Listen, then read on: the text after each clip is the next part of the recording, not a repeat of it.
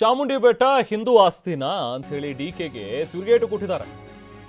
ಇದೇನು ವಕ್ಫ್ ಬೋರ್ಡ್ ಆಸ್ತಿನಾ ಅಥವಾ ಹಿಂದೂಗಳ ಆಸ್ತಿನಾ ಅಂತ ಅಶೋಕ್ ಕಿಡಿಕಾರಿದ್ದಾರೆ. ಇದನ್ನ ಯಾವಾಗ ಖಾತೆ ಮಾಡಿಸ್ಕೊಟ್ರಿ ಅಂತ ಹೇಳಿ. ಹಿಂದೂ ಆಸ್ತಿ ಅಲ್ಲ ಅಂದ್ರೆ ಯಾವಾಗ ಮಸೀದಿ ಕಟ್ತೀರಾ? ನೀವು ಚಾಮುಂಡಿನ ಮುಟ್ಟಿದ್ರೆ ರಾಜ್ಯದಲ್ಲಿ ದಂಗೆ ಏಳುತ್ತೆ ಅಂತ ಹೇಳಿ ಬೆಂಗಳೂರಿನಲ್ಲಿ ವಿಪಕ್ಷ ನಾಯಕ ಆರ್ ಅಶೋಕ್ ವಾಗ್ದಾಳಿ ನಡೆಸಿದ್ದಾರೆ.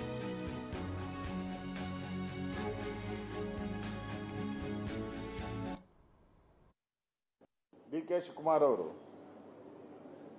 ಚಾಮುಂಡೇಶ್ವರಿ ಹಿಂದೂಗಳ ಆಸ್ತಿ ಅಲ್ಲ ಅಂತ ಹೇಳಿದ್ದಾರೆ. ಇನ್ನು ಅದೇನು ವಕ್ಫ್ ಬೋರ್ಡ್ ಆಸ್ತಿನಾ? ಅದನ್ನು ಬರೆದ್ಬಿಡ್ರಿ. ವಕ್ಫ್ ಬೋರ್ಡ್ ಗಲಾಟೆ ನಡೀತಾ ಇತ್ತಲ್ಲ, ಅವರೆಲ್ಲದ ವಕ್ಫ್ ಬೋರ್ಡಲ್ಲಿ ಎಲ್ಲ ಖಾತೆ ಮಾಡಿಸ್ಕೊಂಬಿಟ್ಟಿದ್ರಲ್ಲ, ಇದನ್ನು ಯಾವಾಗ ಖಾತೆ ಮಾಡಿಕೊಡ್ತೀರಾ? ವಕ್ಫ್ ಬೋರ್ಡ್ಗೆ ಇದನ್ನು ಯಾವಾಗ ಖಾತೆ ಮಾಡಿಕೊಡ್ತೀರಾ? ಇದು ಹಿಂದೂಗಳ ಆಸ್ತಿ ಅಲ್ಲ ಅಂದರೆ ಅಲ್ಲಿ ಯಾವಾಗ ಮಸೀದಿ ಕಟ್ತೀರಾ?